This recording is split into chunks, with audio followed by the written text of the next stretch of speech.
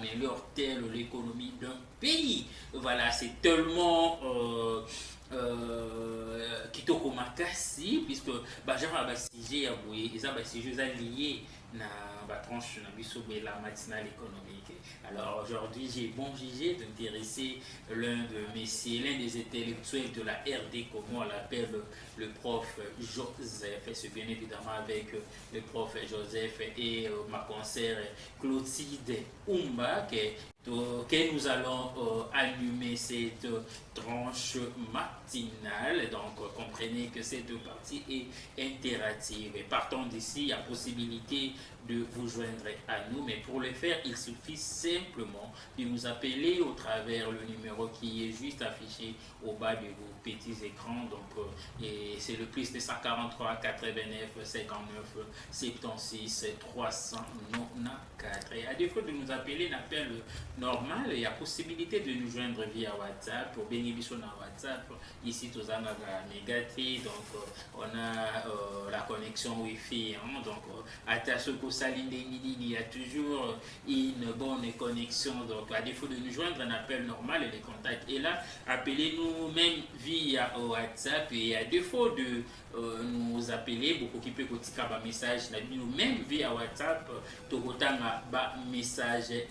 Alors, l'ingénieur Placide, tu peux nous aider de prendre le professeur Joseph. Et de l'autre côté de la baie vitrée, l'ingénieur Brahms, tu peux déjà afficher notre thématique. Question de faire voir à nos fidèles spectateurs si j'ai Nabiso, il y a Mokolo, il y a Lelo. Voilà, alors, monsieur le professeur, bonjour. Bonjour, monsieur Odey Mboko, le tonton de la nation. Merci, ça me fait du bien. Tu reconnais que je suis tonton, tu le sais. Oui, tu es tonton de la nation. Vraiment, merci pour les services que tu es en train de rendre à la nation. Je te jette vraiment des pots de fleurs. Merci. Tu mérites vraiment. Merci, je le mérite.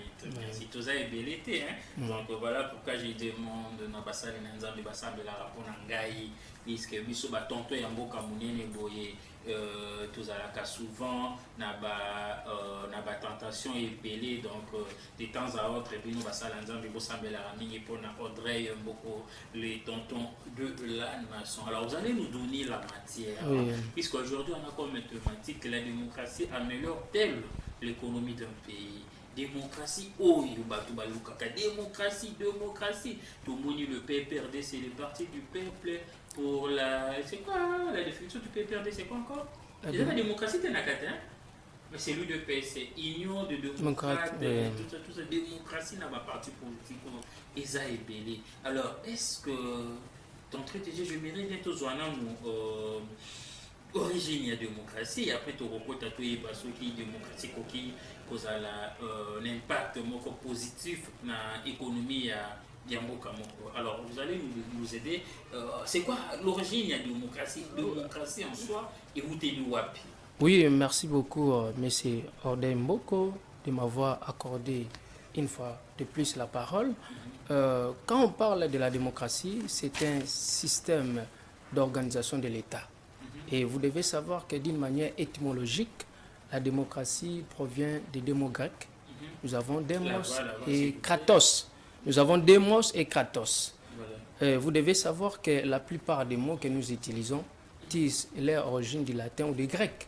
La démocratie aussi vient de la même configuration. Y a-t-il une possibilité de répondre Oui, tu parlais tellement à niveau et du coup, on me fait signe que c'était pas tellement audible. Oui, merci. J'étais en train de parler sur l'étymologie de la conception de la démocratie et ce que je dois expliciter aux téléspectateurs qui nous suivent, que la démocratie, d'une manière étymologique, provient des deux mots grecs. Nous avons démos et kratos. Et vous devez savoir que chaque mot a une explication suffisante.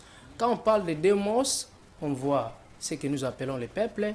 Et quand on parle de kratos, on voit exclusivement ce qu'on appelle le pouvoir. D'une manière étymologique, la démocratie, on peut la définir comme un système politique dont le pouvoir appartient au peuple. Ou à d'autres termes, je peux dire, c'est le pouvoir du peuple, par le peuple et pour le peuple. On parlait d'abord de l'origine, non? L'origine de la démocratie. Oui. Tu dis que la démocratie est outil J'étais en train de parler que la démocratie provient de deux mots grecs. De deux mots grecs. Oui. Deux mots qui signifient. Demos qui signifie peuple. Oui, oui. Demos qui signifie peuple. Et kratos qui veut dire pouvoir. Ok. Quand on parle de peuple, pourquoi on ne parle pas dans un État démocratique, on ne parle pas de la population, on parle du peuple. Vous devez savoir que le peuple, c'est une partie qui se trouve au sein de la population. Okay. Le peuple est différent de la population. Oh, c'est quoi la différence? Oui, vous devez savoir qu'il y a une grande différence concernant la notion du peuple et la population. La population, c'est, à d'autres termes, on peut parler d'un ensemble de tout, qui égorge tout, qui égorge les hommes, les femmes, voire même les prisonniers et les étrangers font partie des peuples. Parce que quand on parle, font partie plutôt de la population, j'allais dire. Et quand on parle de la population, nous voyons deux types de populations. Nous avons les nationaux ainsi que les étrangers. Tous ces, on peut les appeler la population. Mais quand on parle des peuples, mais c'est les journalistes, des Mboko, pour expliquer aussi aux téléspectateurs qui nous suivent, quand on parle des peuples, le peuple, c'est une partie évoluée de la population. Okay. C'est une partie évoluée de la population, possesseur des droits, des devoirs et des missions. Et dans notre pays, l'âge il y a un âge effectif pour être considéré comme peuple. C'est l'âge de 18 ans. C'est pour cela, vous allez voir que dans notre pays, pour être soit candidat, pour exercer des fonctions politiques ou publiques, il faut exclusivement avoir l'âge de 18 ans. Le peuple, on peut les appeler comme une partie, une frange de la population, évoluée. Et c'est le peuple-là, dans un État démocratique, une partie évoluée de la population qui a la nationalité de l'État, qui sont des Congolais. Parce que quand on parle de peuple, les étrangers sont exclusivement exclus. Le peuple, ce sont des nationaux. Ce sont des hommes capables, responsables de poser des actes bénéfiques pour l'intérêt général de la population. C'est un peu ça. À d'autres termes, excusez-moi, madame, j'allais finir. À d'autres termes, le peuple constitue des citoyens de l'État. Okay. Les citoyens possesseurs des droits ainsi que des devoirs. Oui, professeur, moi j'ai quand même une question. Vous avez parlé, vous avez dit que le peuple, c'est déjà à partir de 18 ans qu'on peut appeler quelqu'un qui est peuple, n'est-ce pas? Mais quand on fait le recensement, quand on vient faire les recensements par exemple, on prend dans une famille, on prend même les bébés, on les recense pour dire qu'ils font partie de la famille. Les bébés ne font pas partie du peuple ou c'est ça je n'ai pas vraiment. Oui, la définition par rapport à cette oui, merci beaucoup madame. C'est Clotilde son nom. Quand on parle madame Claudine, merci beaucoup. Clotilde, je suis en train de massacrer des mots, excusez-moi. J'ai massacré votre nom. Excusez-moi, quand on parle plutôt du peuple, madame, on ne parle pas des enfants. Les enfants, sur le plan juridique, ce sont des personnes incapables. Okay. Vous voyez, un enfant est effectivement dépendant de ses parents. Okay. Or, quand on parle du peuple, c'est une personne responsable, dépendante. C'est une personne qui peut s'engager au sein des institutions. C'est une personne, en droit qu'on appelle une personne capable. Une personne qui a ce que nous appelons le vouloir et le faire. Okay. Et ce sont ces personnes-là qui ont cette approbation de pouvoir poser des actes bénéfiques pour l'intérêt général. Le vouloir et le faire, c'est-à-dire quoi? Ce sont des personnes qui ont la compétence. Ce sont des personnes qui ont le savoir-faire. Ce sont des personnes qui ont la morale, qui ont une bonne moralité. Et vous devez savoir que les prisonniers sont inscrits à ce qui concerne la notion du peuple. Okay. Oui. Mais ils sont dans la population. Oui, les prisonniers font partie de la population. Mais les prisonniers, ce ne sont pas des peuples. Et c'est pour cela que vous allez voir, même dans notre loi électorale, lorsque vous êtes un prisonnier, vous ne pouvez pas prester. Vous ne pouvez pas être candidat. Parmi les conditions majeures pour être candidat, il faut avoir d'abord la nationalité congolaise. Deuxième des choses, il faut jouir de ses droits civils et politiques. Parce que vous devez savoir que les droits civils et politiques sont des droits de la première génération. Quand on parle de catégorisation des droits, nous avons 3 types de génération des droits. Nous avons première génération, nous avons les droits civils et politiques. Deuxième, les droits économiques, sociaux et culturels. Troisième, les droits de solidarité. Mais les droits civils et politiques, c'est le droit de la première génération. Et qu'est-ce qu'on appelle les droits civils et politiques? Monsieur Odey Moko, excusez-moi un peu de finaliser mon fil d'idée. Qu'est-ce qu'on appelle les droits civils et politiques? Les droits civils et politiques sont des libertés et des droits que l'individu ou les citoyens possèdent en tant qu'être humain et que l'État ainsi que la société lui reconnaissent. Vous voyez, par exemple, les droits politiques, par exemple la liberté de penser, par exemple la liberté d'exprimer ses opinions, les droits à une bonne administration de justice. Alors, sont des droits civils et politiques. Comment est défini le pouvoir politique? Oui, merci beaucoup, monsieur le journaliste Odey Moko. J'aime beaucoup plus citer votre nom parce que vous méritez vraiment. Merci. Quand on peut définir le pouvoir politique, parce que nous avons dit que la démocratie n'est rien d'autre que le pouvoir du peuple, par le peuple et pour le peuple. Et le pouvoir que le peuple donne exclusivement à ses dirigeants, c'est le pouvoir politique. Et qu'est-ce qu'on appelle le pouvoir politique? On peut définir le pouvoir politique sous des formes. Nous avons la forme fonctionnelle ainsi que la forme organique.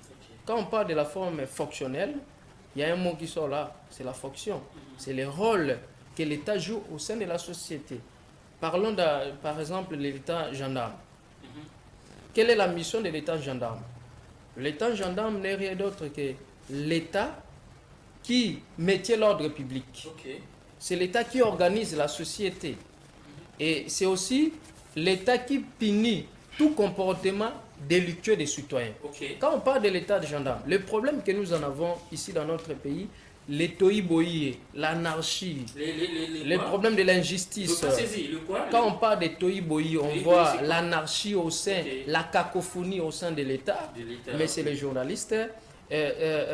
L'État a le pouvoir de maîtriser ça. L'État, parlons par exemple le problème de la sécurité, le problème de l'insalubrité. Nous avons des problèmes majeurs que l'État, en tant que l'État germain, doit intervenir. L'intégrité, la défense de l'intégrité nationale, c'est l'État gendarme qui est censé de pouvoir maintenir. Et ce sont eux, quand ils ont le pouvoir, quand on a le pouvoir, on ne peut pas, ce que nous appelons, on ne peut pas se justifier. Quand on a le pouvoir plutôt, on doit agir.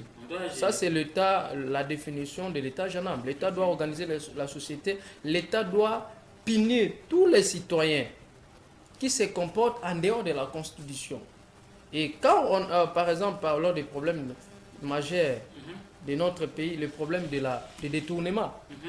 Et l'État est censé de pouvoir utiliser le pouvoir qu'il possède pour traquer tous ces récalcitrants en fait de mettre hors état de nuire. L'actuel ministre de la Justice, Constant Mutamba Sali, il a fait arrêter un monsieur, je ne peux pas citer son nom, voilà, donc il a fait arrêter un monsieur en disant que le monsieur c'est un criminel économique, je crois. Oui, ça c'est de son pouvoir. Ça c'est le rôle ou le pouvoir de l'État, de pouvoir arrêter tout ce qui comporte, tout ce qui détourne et tout ce qui comporte en dehors de la loi. Alors, quelles sont les caractéristiques de la démocratie? Oui, je n'ai pas encore fini, M. Odey Moko. J'étais en train de parler. Oui, je sais que c'est le temps, mais je sais effectivement. Vous avez des questions à poser? Non, mais je n'ai pas encore fini mon fil. Moi, je voulais juste dire, par rapport à cette thématique, si la démocratie améliore-t-elle l'économie d'un pays? Moi, je trouve que ça implique... On y va avec la démocratie, puis on va chuter avec l'économie. On aimerait bien avoir la définition, connaître mieux, savoir mieux. Non, madame a posé une question très pertinente. C'est bien évidemment notre thématique. Oui, madame a posé une question très pertinente. Moi, je pense que ça implique la libération du potentiel humain. Ça implique également la stabilité politique. Ça implique la réforme économique. Vous n'êtes pas d'accord avec non, moi, professeur? madame, vous avez totalement raison. Vous avez effectivement, voire même relativement raison de pouvoir illustrer cela. Parce que j'étais en train de parler des attributions ou de la définition du pouvoir sur le plan fonctionnel. Parlons par exemple de l'État commerçant. Qu'est-ce qu'on appelle l'État commerçant? C'est l'État qui crée des entreprises à but lucratif afin de lui permettre d'alimenter son budget et puis de répondre à l'intérêt général de la population. Parlons par exemple des problèmes économiques. Vous savez, aujourd'hui, l'économie est entrée à la sociale de la population. Or, ce que l'État devait faire, c'est d'utiliser les pouvoirs dont il le possède pour résoudre ces problèmes. Moi, je peux donner quelques palliatifs à ces problèmes économiques. Si nous voulons que notre économie puisse pas être une économie extravertie, mais être une économie... Nous avons... Non, effectivement, l'économie n'arrive pas à satisfaire le besoin interne. Nous avons une économie qui dépend effectivement, une économie qui dépend plutôt effectivement de l'extérieur. Or, si on avait organisé les 4 piliers que j'allais dire, parce que nous savons que l'État a le pouvoir de le faire, parce qu'il a un pouvoir politique, le pouvoir qu'il peut se sert pour résoudre les problèmes qui assaillent la population. Aujourd'hui, par exemple, parlons de l'organisation de l'espace industriel. Aujourd'hui, vous allez voir que le Congo, c'est un potentiel économique. On dit que nous sommes un scandale géologique. Nous avons effectivement plus de 80 nous 000 avons terres plus arabes. de 90% des terres arabes. Et qu'est-ce qui manque? La plupart, vous allez voir, les sous-sols de la RDC regorgent des ressources naturelles. Or, aujourd'hui, l'économie du XXe siècle est centrée sur les ressources naturelles. Parce que les ressources naturelles, on voit les coltans, les cobalt, tout consort, les ordinateurs. Parlons des télévisions, toutes ces richesses-là. Les téléphones, on les fabrique avec les coltas, tout consort, l'uranium, on fabrique des armes, tout consort. Nous en avons. Mais qu'est-ce qui manque? C'est parce que nous n'avons pas des industries. Nous avons des industries en amont. Les industries qui sont centrées simplement sur la transformation du premier traitement de la matière. Ils traitent le premier traitement de la matière. Et lorsqu'il s'agit de l'extraction, il faut que ces matières puissent aller en Europe. Vous voyez? Alors, si on avait des industries capables de pouvoir booster le développement de notre pays, nous allons effectivement résoudre ces problèmes de la famille. Le problème du chômage, parce que l'industrie crée d'emplois. Vous voyez? Les richesses que nous avons des potentiels, mais les ressources que nous en avons soit à l'état de nature. Or, la seule possibilité pour transformer ce qui est naturel en richesse économique ou valoriser ce qui est naturel à ressources économiques, parce que les ressources économiques, ce sont des ressources capables de porter des rendements. Ce sont des ressources capables d'être transformées. Ce sont des ressources capables d'être vendues sur le plan international. Parce que vous devez savoir, messieurs les journalistes, aujourd'hui, à ce qui concerne la configuration des ressources sur le plan interne, il ne s'agit pas simplement de vendre les ressources sur le plan interne. Il s'agit de l'exporter. Et quand on exporte, on a des devises. Et quand on a des devises, on peut investir. Et on peut créer des emplois et on peut développer notre pays. Top 5 de pays qui battaient le café à l'extérieur à un certain moment. Oui, les cafés. On était dans les top 5. Oui, les cafés. Il y a la Côte d'Ivoire qui est dans les top 5. Oui. Je suis en train de parler. Les cafés que nous exportons, c'est insuffisant, messieurs les journalistes. Les cafés que nous exportons, c'est insuffisant. Vous voyez? J'étais en train de parler de l'organisation de l'espace industriel. Deuxième, l'organisation de l'espace agricole, comme vous êtes en train de dire. Parce que nous avons des terres arables, comme nous avons dit. Il faut effectivement investir sur le domaine agricole. Aujourd'hui, prenons l'idée de Mao Tse-tung à Chine. Si la Chine aujourd'hui est devenue un pays émergent... Vous avez raison, c'est grâce à Mao. Oui, si, parce que vous devez savoir qu'il y a une certaine différence entre un pays développé, un pays sous-développé, ainsi qu'un pays émergent. Et en voie de développement. Oui, un pays émergent, c'est un pays qui est en voie de développement. Qu'est-ce qu'on appelle un pays qu'est-ce qu'on appelle plutôt un pays sous-développé? C'est un pays dont la majorité de la population vivent dans des conditions de précarité. Un pays dont les revenus, le PIB est totalement faible. Pourquoi nous avons un PIB faible? c'est parce que nous avons négligé l'agriculture. Nous avons voulu investir dans le secteur minier. Or, le secteur minier coûte beaucoup plus. Il faut avoir des engins. Mais on doit, oui. On doit travailler en synergie. Faut, de l'autre côté ça exige de mine, là, beaucoup il y a de moyens. ministre qui essaie de donner l'essentiel. Oui. De l'autre côté de l'agriculture, le ministre donne l'essentiel. Vous allez constater qu'à la fin, le peuple ne va pas commencer tout le moment à se plaindre. Il faut Mais avoir... ça aussi, moi, je pense que il faut avoir la liberté d'expression. Cela implique... Ça, c'est dans la démocratie. Oui, dans la démocratie, voilà. Ça implique ça implique vraiment la liberté d'expression et d'innovation. C'est-à-dire quoi? Il faudra encourager cette liberté d'expression et d'innovation. Cela permet aux individus de partager leurs idées. Quand on est libre, on dit ce qu'on pense, on partage ses idées et on développe des nouvelles technologies. Vous voyez, c'est pas quand on veut dire quelque chose, il y a on est interrompu par exemple par le gouvernement qui te laisse pas le droit de t'exprimer. Quand on dit qu'on est un pays démocrate, un pays démocratique, ça veut dire que nous sommes des démocrates, on peut librement s'exprimer.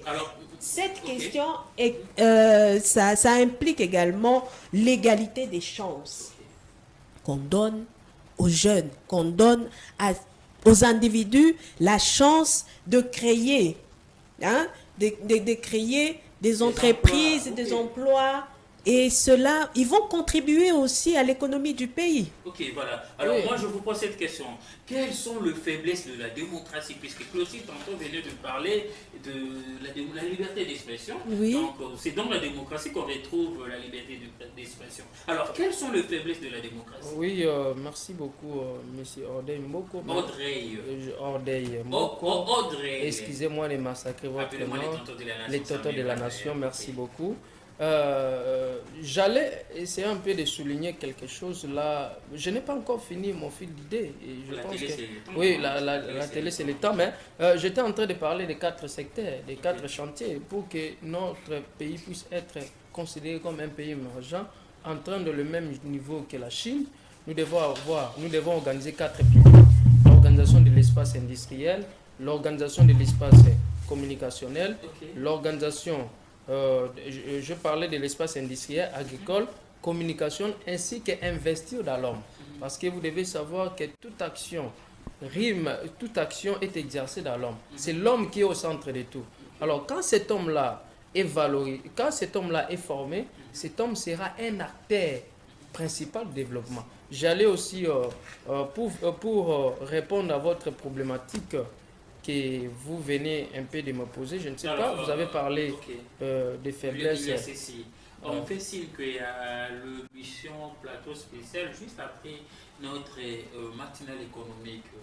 Puis-je vous recevoir le mercredi de la semaine prochaine? On parlera toujours de la même thématique, on ne change pas. Oui, je suis disponible, malgré que les temps, la télé aussi, c'est le temps. Mais on a beaucoup à dire, même prochainement. Le confrère Joël Oudjouema qui a une émission là, c'est à 10h30. Quelques dédicaces. Pas forcément le dédicace, on y va d'abord avec le faiblesse de la Oui. Puis on va pour finir avec ce que nous étions en train de parler, la démocratie aujourd'hui, c'est un système politique parce que nous avons dit le meilleur système, c'est la démocratie. Pourquoi? C'est parce que la démocratie, d'abord, est fondée sur la primauté des droits de l'homme. La démocratie est fondée sur l'exercice des droits de l'homme, la primauté des droits, l'exercice des droits de l'homme, ainsi que dans un état démocratique, nul n'est censé ignorer la loi. Et dans un état aussi démocratique, j'allais aussi finir avec mon fil d'idée, que tous les citoyens sont égaux devant la loi. Alors, la démocratie, c'est d'une manière globale, c'est une faculté, j'allais dire, c'est une notion qui devrait commencer dès la base. Pourquoi je suis en train de parler de la base? Parce que je vois l'école primaire. Aujourd'hui, nous avons certaines faiblesses parce que cette notion, cette conception n'est pas effectivement enseignée à l'école primaire. Les principes démocratiques devraient être enseignés de la base. C'est pour cela que vous allez voir que il y a certaines faiblesses sur le plan institutionnel.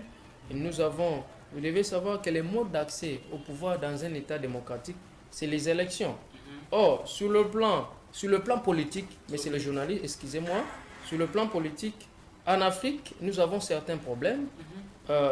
Nous savons que dans un État démocratique, pour accéder au pouvoir, c'est les élections. Mais en Afrique, nous sommes en train d'expérimenter une nouvelle forme d'acquisition du pouvoir que nous appelons l'élection éditaire.